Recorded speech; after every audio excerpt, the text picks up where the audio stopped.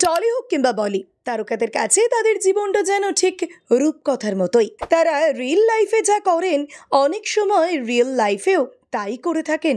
কেউ কেউ তা নিয়ে আফসোস প্রকাশ করলেও অনেকেই নিজের জীবনে নেওয়ার সিদ্ধান্ত নিয়ে বেশ খুশি।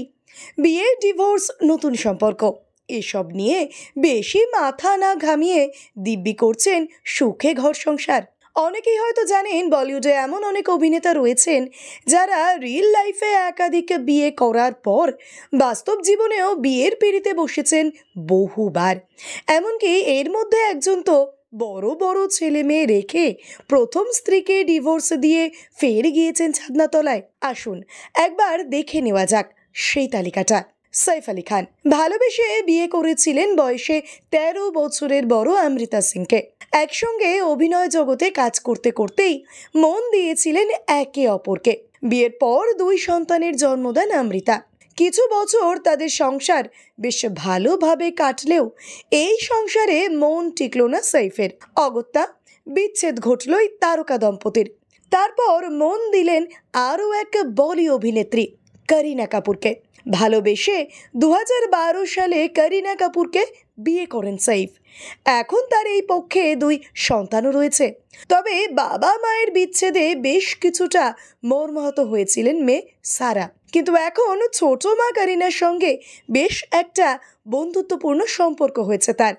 তাদের একসঙ্গে সপরিবারে ছুটি কাটাতেও দেখা যায়। মহেশ ভাটের জীবনটা যেন খোলা পাতার মতন। সকলেই সবকিছু জানেন তার বিষয়ে। প্রথম স্ত্রী কিরণের মেয়ে ছিল পূজা। শোনা যায় সেই মেয়েকেই একটা সময় বিয়ে করতে চেয়েছিলেন তিনি।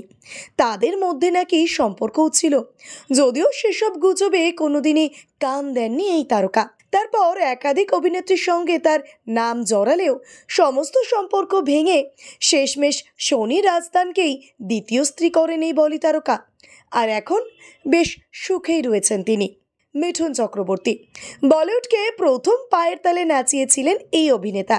তার ডান্স দেখে মুগ্ধ হয়েছিল 8 থেকে 80। এই অভিনেতার জীবনেও কিন্তু গল্পের কমতি নেই। হেলেনা লিউকের সঙ্গে প্রথম বিয়েটা সেরেছিলেন অভিনেতা মিঠুন চক্রবর্তী। তবে সে বিয়ের আয়ু হয়েছিল মাত্র 3 মাস। এরপর সে বিয়ে ভেঙে যায়। তারপর শোনা যায় তিনি নাকি লুকিয়ে একবার শ্রীদেবীকেও বিয়ে করেছিলেন। যদিও সে বিষয়ে বিশেষ কোনো খবর পাওয়া না গেলেও তার বর্তমান স্ত্রী হলেন যোগিতা বালি, যিনি আবার স্বনামধন্য গায়ক কিশোর কুমারের প্রাক্তন স্ত্রী।